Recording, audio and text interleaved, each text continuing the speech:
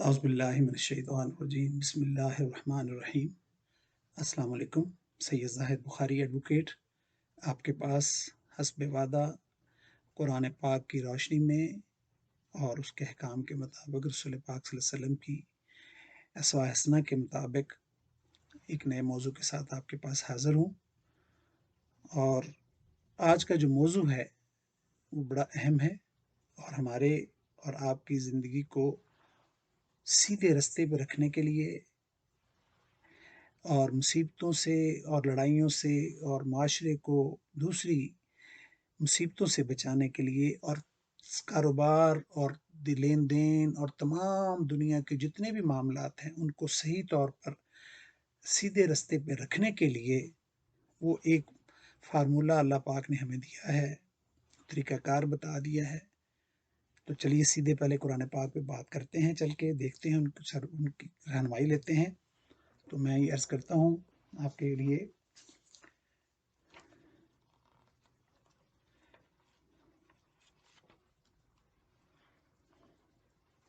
जी, ये है सूरह बकरा और आयात मुबारक हैं 279।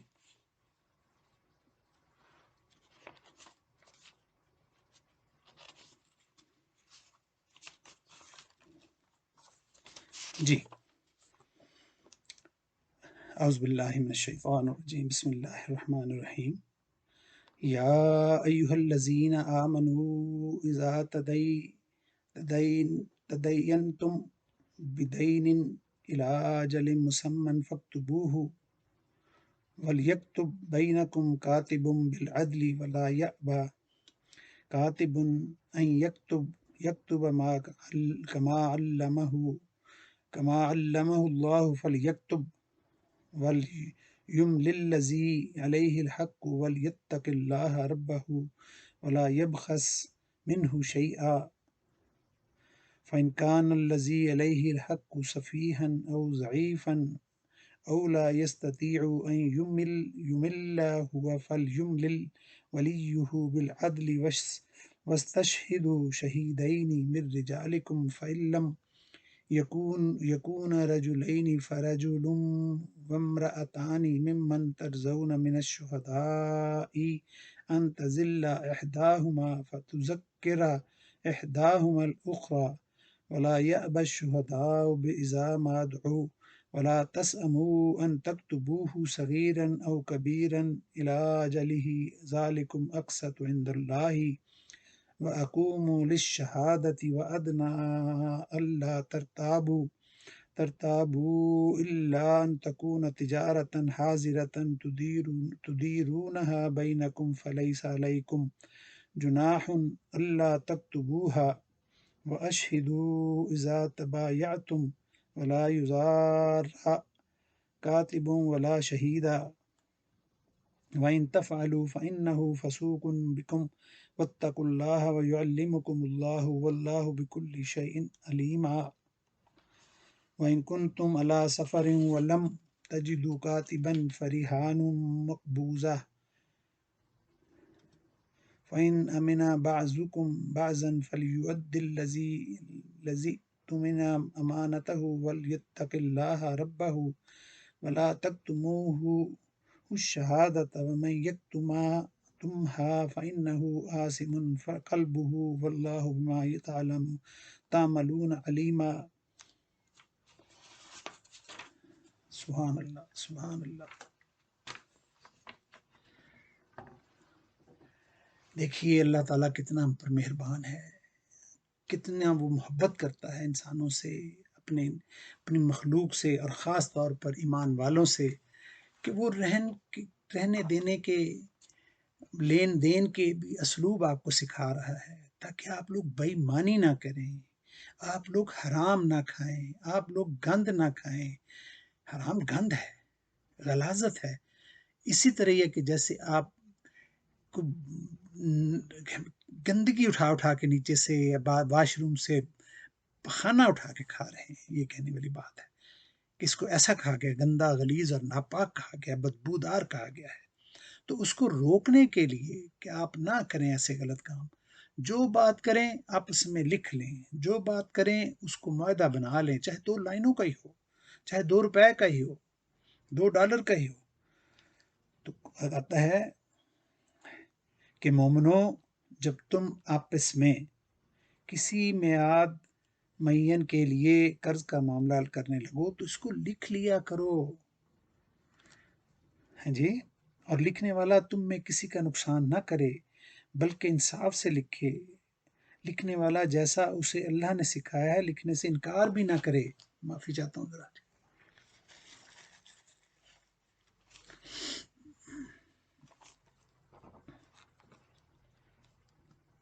اور دستاویز لکھ دے، اور جو شخص قرض لے وہی مضمون لکھوائے گا جو لے رہا ہے، اور اللہ سے کہ اس کا مالک ہی خوف کرے، اور زر قرض میں سے کچھ کم نہ لکھوائے، اور اگر قرض لینے والا بے عقل یا ضعیف ہو یا مضمون لکھوانے کی قابلیت نہ رکھتا ہو تو جو اس کا ولی ہو وہ انصاف کے ساتھ مضمون لکھوائے، اور اپنے میں سے 2 مردوں کو ایسے معاہدے کے لیے گواہ کر لیا کرو، اور اگر مرد نہ ہو تو 1 مرد اور 2 عورتیں تم گواہ پسند کرو، کافی ہیں۔ اگر ان میں سے ایک بھول جائے گی تو دوسری اسے یاد دلا دے گی، اور جب گواہ گواہی کے لیے طلب کیے جائیں تو انکار نہ کریں، قرض تھوڑا ہو یا بہت ہو، اس کی دستاویز لکھنے لکھانے میں کاہلی نہ کرنا، یہ بات اللہ کے نزدیک نہایت قرین انصاف ہے، اور شہادت کے لیے بھی بہت درست طریقہ ہے۔ اس سے ہاں جی، اس سے تمہیں کسی طرح کا شک و شبہ بھی نہیں ہوگا، ہے جی،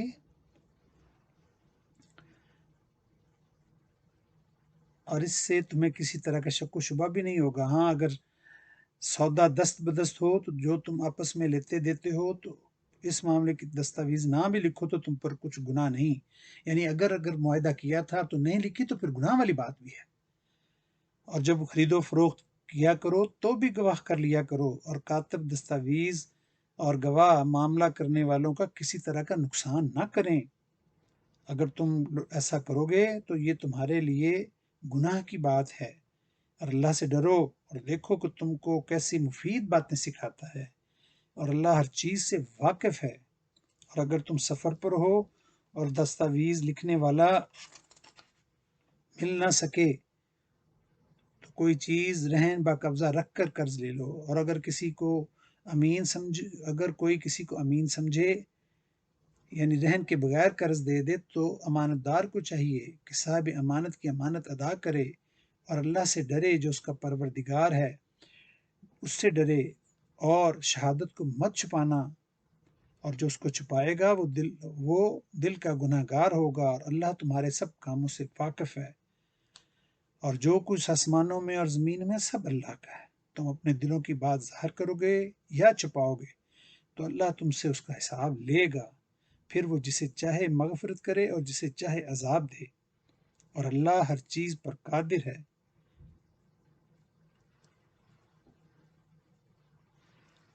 تو جناب، اب آپ فرمائیں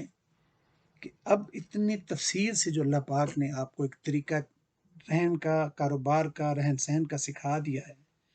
اس کے باوجود بھی اگر ہماری آپس میں اختلافات ہوں، اگر لین دین پہ، حصے بانٹنے پہ، حصوں کا پورا تفصیل آ گئی نا، طریقہ کار بھی دے دیا، تو اس کا مطلب ہے کہ کہیں ہم میں ہی کوئی کمی تھی۔ ہم میں میں اپنی مثال دیتا ہوں کہ اس وقت تک مجھے بالکل نہیں پتا تھا کہ ٹرسٹ اعتبار جو ہے کہ لگژری ہے، عیاشی ہے۔ اگر آپ افورڈ کر سکتے ہیں، یہ گورے کہتے ہیں، کاروباری لینگویج ان کی، کہ trust is a luxury if you can afford it. تو اسلام تو اس چیز کو بالکل نہیں مانتا نا۔ دیکھیں نا، قرآن پاک میں اللہ پاک نے کلیئر آپ کو رستہ بنا دیا کہ آپ نے کوئی لین دین کرنا ہے تو باقاعدہ لکھ لیں، گواہ رکھ لیں، لکھنے والا بے ایمانی نہ کرے، لکھانے والا بے ایمانی نہ کرے، گواہی دینے والے پراپر گواہی دیں۔ اگر ایسا نہیں ہوگا تو آپس میں بھی آپ کی لڑائیاں ہوں گی اور اللہ تعالیٰ کے پاس بھی پکڑ ہو جائے گی۔ تو میں تو خود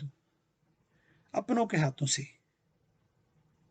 اعتبار کر کے مار کھا چکا۔ میں نے دوستوں کو دیکھا ہے، باپ کو دیکھا ہے کہ جو پڑھا نے کیا اتا سی جی، بھن نے کیا اتا سی جی، لکھیا نہیں سی جی، بنوائیے نے کہہ دیتا سی جی،